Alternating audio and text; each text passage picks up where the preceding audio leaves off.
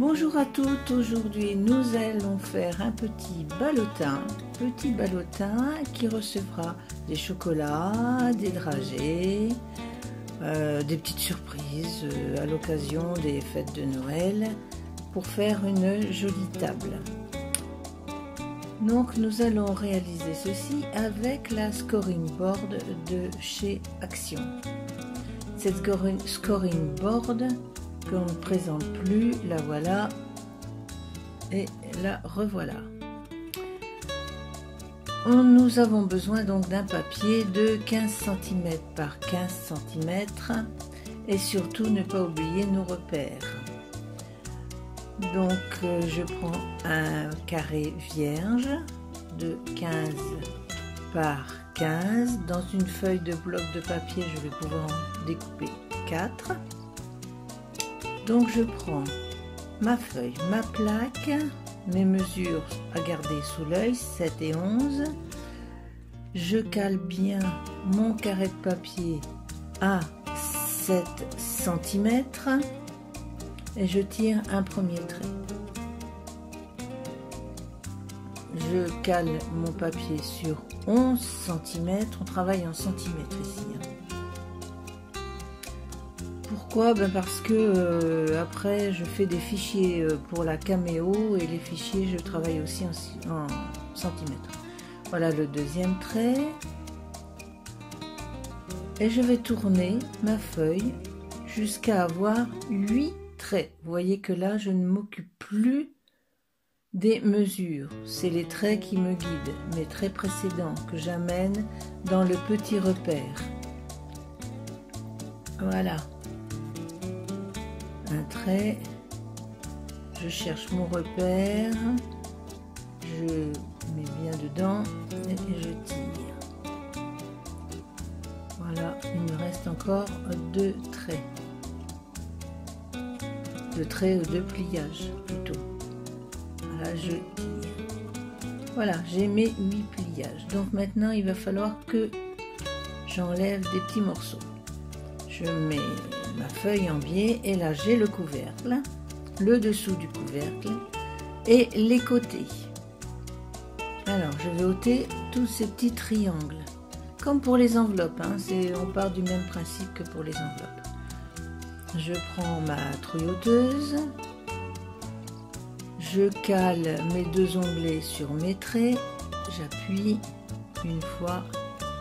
Et comme ça, 8 fois tout autour, il faut que j'enlève tous ces petits triangles. Et j'en profite aussi pour arrondir les coins, les 4 coins de ma feuille. Ça c'est un peu long, donc j'ai pris de l'avance. Voilà ma feuille. On commence à voir un petit peu les traits se dessiner, enfin le ballotin se dessiner. Il va falloir que je fasse des fentes le long du couvercle. Voilà le couvercle. Donc je fais une première fente jusqu'au repère, une deuxième fente jusqu'au repère, 3e et 4e fente. Voilà, les 2 grands côtés vont être pliés. Voilà, les 2 grands côtés je les plie. Je marque le couvercle en arrondissant un petit peu avec mes mains.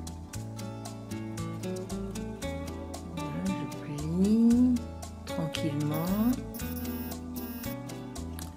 et je plie encore. Ça, ce sont les côtés. Les côtés, les onglets vont permettre de tenir mon petit côté de ballotin. Je vais poser des morceaux de scotch double face. En fait, c'est pas du scotch, c'est simplement un ruban double face.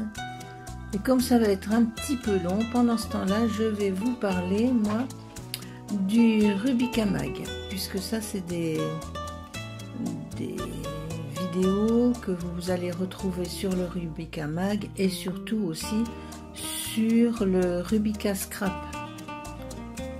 Rubicascrap où vous pourrez avoir gratuitement des fichiers, donc je vous invite à vous inscrire rapidement pour retrouver tous ces fichiers pour les caméos, la silhouette caméo, et puis j'ai fait aussi le patron. Comme ça, le patron, celles qui n'ont ni plaque, ni caméo, ni quoi que ce soit, pourront avec leurs ciseaux découper ce petit ballotin et faire ainsi de jolis petits contenants. Parce qu'on parle de ballotin, mais il n'y a pas que le ballotin, il y a plein de petites boîtes à faire, aussi des petites cocardes, toutes sortes de choses qui sont bien pratiques. Et en plus, elle ne tient pas de place, cette petite plaque. Donc je termine, j'arrache le dernier petit morceau. Et voilà, mon ballotin est fait. On va maintenant s'occuper de la fermeture. Alors, pour la fermeture, j'ai prévu, vous allez voir, une autre petite trouilloteuse avec un sapin. Je vais faire ce petit sapin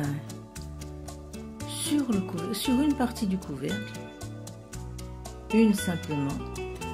Je vais plier, superposer le dessus et avec un stylo, je vais venir marquer un petit repère sur le pied du sapin.